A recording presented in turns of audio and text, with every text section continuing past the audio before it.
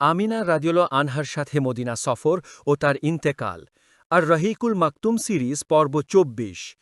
আসসালামু আলাইকুম রহমতুল্লাহি ওবারাকাতুহু।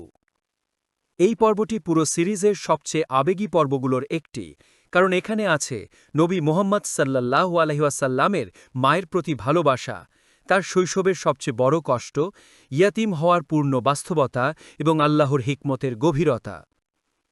প্রিয় দর্শক, আজ আমরা আর রহিকুল মাকতুম সিরিজের সবচেয়ে হৃদয় বিদারক অধ্যায় নিয়ে আলোচনা করব।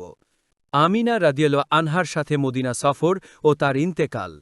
বালক নবী সাল্লাল্লাহু আলাইহি ওয়াসাল্লামের বক্ষ বিদারণের ঘটনায় দুধমা হালিমা ভীতশ্রন্ত হয়ে তাকে তার মায়ের নিকট ফিরত দেন।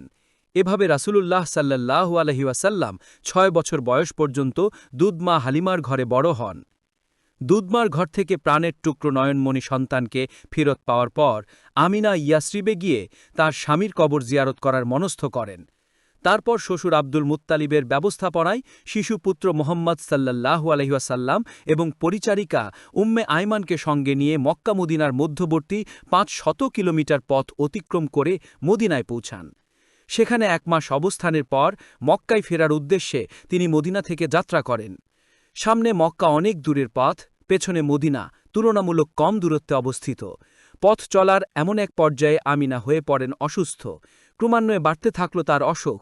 তারপর তিনি ইয়াতীম শিশু নবী সাল্লাল্লাহু আলাইহি ওয়াসাল্লাম এবং আত্মীয়স্বজনকে শোকসাগরে ভাসিয়ে আবওয়া নামক স্থানে মৃত্যুবরণ করেন। প্রিয় দর্শক, নবী সাল্লাল্লাহু আলাইহি ওয়াসাল্লামের শৈশবের এই ঘটনা আমাদের শেখায়, আল্লাহ তার নির্বাচিত বান্দাদের জীবনের প্রথম থেকেই কঠিন পরীক্ষা দ্বারা গড়ে তোলেন।